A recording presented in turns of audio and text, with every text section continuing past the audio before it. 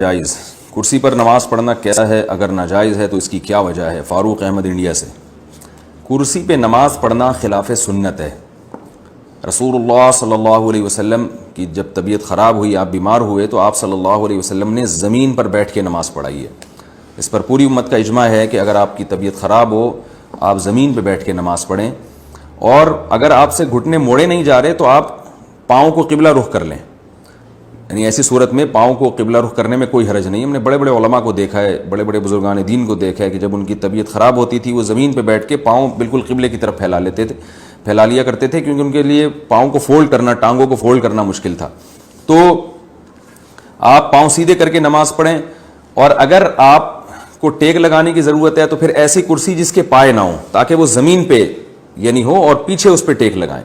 ये जो कुर्सियों पे नमाज पढ़ी जा रही है, ये इसलिए सुन्नत से दूर है। इस चंद वजूहात हैं जो मैं नंबर वार आपके सामने बयान करता हूँ। पहली वजह तो ये है कि नबी सल्लल्लाहु अलैहि वसल्लम ने ज़मीन पे बैठ के नमाज पढ़ी। अगर आप ऐसा करेंगे कुर्सी पे बैठ के, तो ये उसके खिलाफ हो जाएगा।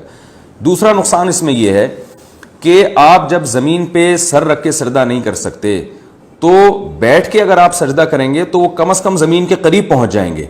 इसमें तवाज़ो ज़्यादा है। अगर कुर्सी पे बैठ के आप सजदा करेंगे तो ज़मीन से दूर होंगे, करीब नहीं होंगे। तो सजदे की सुन्नत भी ज़्यादा अच्छी उसी सूरत में अदा हो सकती है जब आप ज़मीन पे बैठ के सजदा करें। ये दो फ़र्क हो गए। तीसरा फ़र्क क्या है कि कुर्सी की वजह से सफ़ में ख़राबी होती है, जबकि ज़मीन पे बैठ के आप नमाज़ पढ़ेंगे तो सफ़ नहीं टूटती। कुर्सी अगर आप सफ़ में रख लें तो आप देखें कि वो जो कुर्सी पे बैठे हुए साहब हैं, उनकी टांगें आगे जा रही होती हैं, और सफ़ तो बनती है एड़ियों से, तो सबकी एड़ियाँ एक लाइन में हैं, और जो कुर्सी पे बैठे हुए साहब हैं उनकी एड़ी आगे होती है। ये तीसरा नुकसान है। चौथा नुकसान ये है कि कुर्सी की वजह से सफ़ों को सीधा करना बहुत मुश्किल होता है।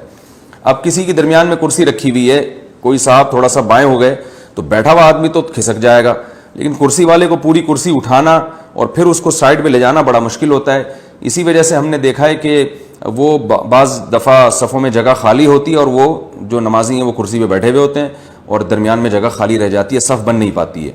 पाँचवा नुकसान ये है कि ये मस्जिद के इकराम के भी खिलाफ है।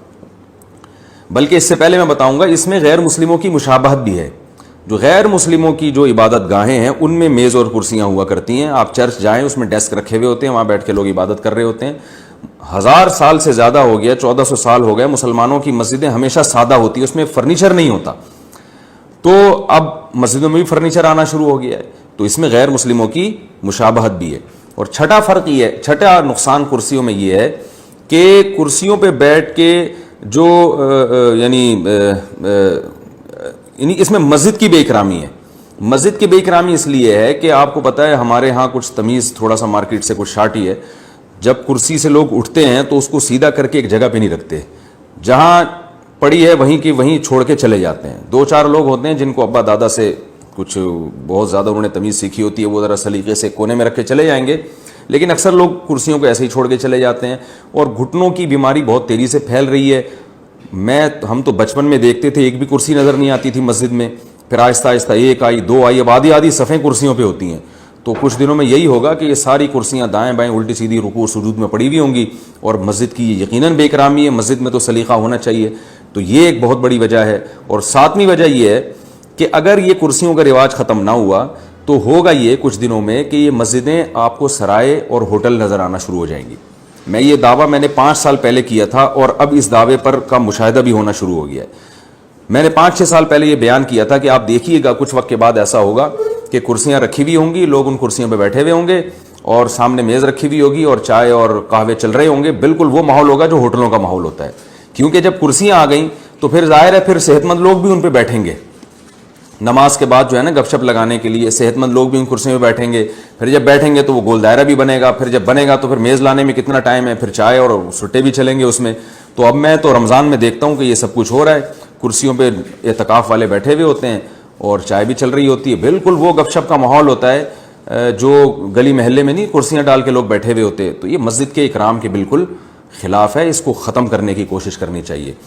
सिर्फ एक सूरत में कुर्सी का इस्तेमाल जायज़ है कि ये तमाम यानी आपके लिए ज़मीन पे बैठना किसी सूरत में मुमकिन ही ना हो, और टांगे फैला के भी नहीं बैठना मुमकिन हो आपके लिए, और नीचे टेक लगा के बैठना भी आपके लिए मुमकिन ना हो।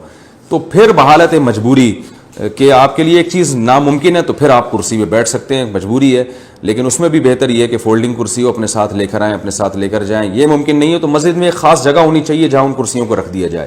تو یہ اس پر ائمہ کرام کو، مساجد کے اماموں کو چاہیے کہ اس پہ جو ہے وہ نوٹس لیں، اور مسجدوں میں جو کرسیوں کا رجحان بہت تیزی سے بڑھ رہا ہے، اس پہ جو ہے نا اس پہ کنٹرول کرنے کی کوشش کریں۔ آرام طلبی تو بڑھتی چلی جا رہی ہے، کچھ دن میں ایسا ہوگا کہ کرسیوں کے بجائے اب صوفے آئیں گے، آپ دیکھیے گا باقاعدہ صوفے آئیں گے کہ بھئی اب سخت جگہ پہ بیٹھا نہیں جا رہا، صاحب کو ڈاکٹر نے کہا ہے کہ آپ سخت جگہ پہ نہ بیٹھیں، نرم جگہ پہ بیٹھیں، تو پھر وہ باقاعدہ صوفے آئیں گے، اور پھر وہ جب صوفے آئیں گے تو پھر وہ فولڈنگ صوفے آئیں گے کچھ وقت کے بعد، پھر وہ ایسا صوفہ آئے گا کہ بوقت ضرورت وہ اس کو بیڈ بھی بنایا جا سکے، کیونکہ بعض دفعہ نمازی تھک جاتے ہیں، ان کی کمر میں درد ہوتا ہے تو ان کو لیٹنا بھی پڑتا ہے، تو وہ پورا ماشاءاللہ گھریلو ماحول بن جائے گا، آپ کو گھر جانے کی ضرورت نہیں رہے گی۔